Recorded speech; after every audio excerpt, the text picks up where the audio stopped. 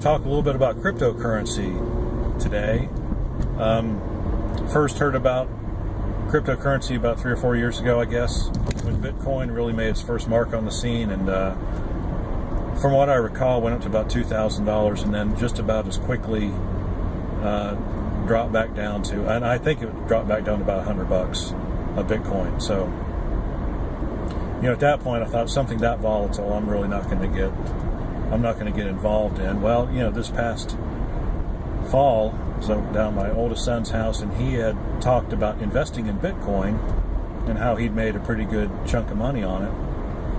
And so when I got home, I looked up Bitcoin on the internet and looked at the price history of it, and indeed, I think it was about at $100 early last summer, and now, of course, it is. I think right now it's like at 11,000 something or other. It changes so much every day; it's kind of hard to keep track of it. But it did actually go up to about almost 20. I think it might have broken $20,000, which means, if you had invested in Bitcoin before last summer, you were able to make a lot of money if you sold it. But the people who really are benefiting from this price increase are not the people who are investing in it. The people who are really benefiting are the people who mine it. And I'm still not sure. Bitcoin is called a cryptocurrency because it is a currency. And so it is a way to pay people for something. And that was the whole point. And to have it be a totally secure way of paying people for something. And I guess there's a certain level of an anonymity attached with it, although I've read further about it. There is a way to track Bitcoin payments. It's not terribly easy to do, but you can. There are other cryptocurrencies that come out since then. There are about 1,000, or there's over 1,000 other cryptocurrencies. Bitcoin is just the most successful and the most valuable thus far.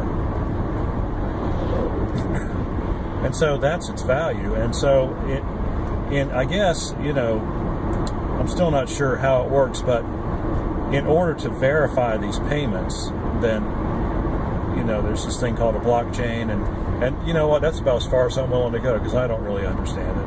I kind of got an idea in the back of my head, but I can't really verbally tell you what it is. But anyway, the people who confirm these payments are called miners. And so what you do is, the purchase gets sent out on the internet, and these miners, do something or other with their computers, and they get paid for it. They get paid for it in Bitcoin. And so as time has gone, and that's how Bitcoin is created, is by the efforts of these miners. And so those are the people, but it takes a tremendous amount of computer power to mine Bitcoin, mainly because it's so popular and everybody got in on it. And these days you can't do it you can, but you'd never get any money, because you would never be able to get your whoever gets done first gets paid, basically, with the computations that are required. So but even Bitcoin is it takes so much power to do it. I mean, people buy special purpose computers that are $5,000 or $6,000 in order to do it, and they make money. They can also heat the room that you're in with the computer. That's how much power it takes. So really, this is, when you're talking about making money with cryptocurrency, you're talking about whatever it costs for you to make the computations to get paid versus how much electrical power you use in order to do those computations. And so most cryptocurrencies are out of reach. In fact, almost all cryptocurrencies are out of reach if you've just got a regular laptop or something, or desktop. But I've gotten into it, and it's just for fun. But I'm doing a cryptocurrency called Monero, and what I've done is I've gotten into a pool. And so a pool is just somebody sets up a pool, and it's like everybody gets connected over the internet, and you just turn your computer on, and it starts to mine, and it produces shares, and when the pool, so what you're doing basically is you're parallel processing. You've got the whole network working on mining instead of just one guy in his basement or in his lab or whatever.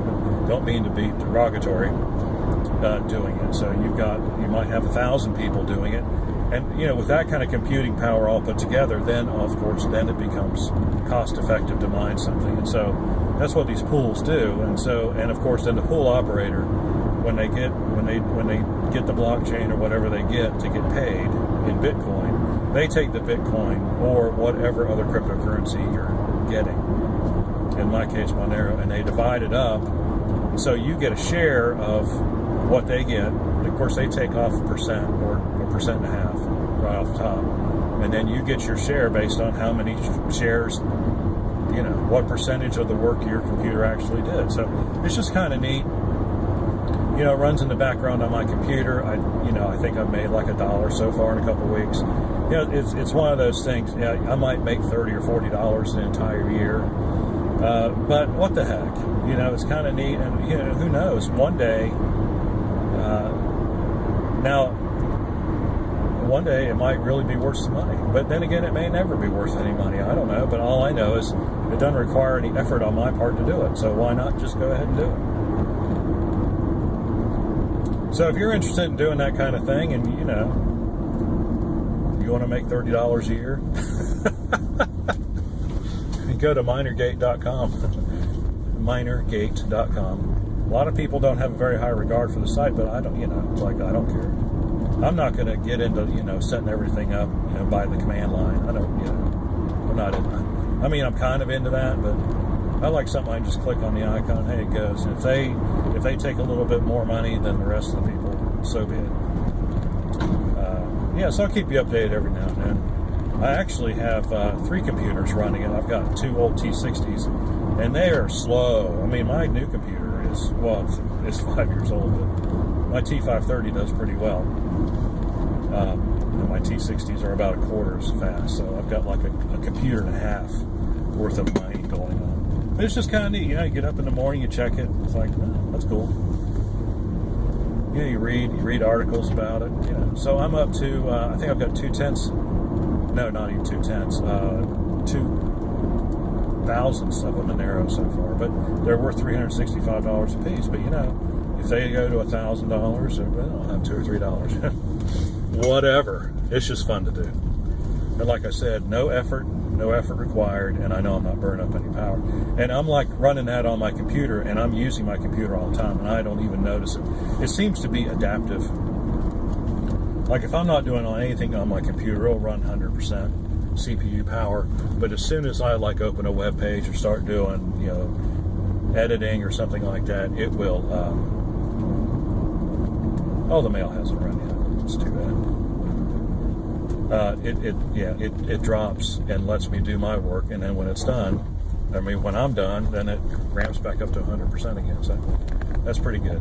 So anyway, just thought I'd let you in on that. It's just kind of fun to do. If you're interested, go ahead and do it. What the heck? If you're not, no big deal.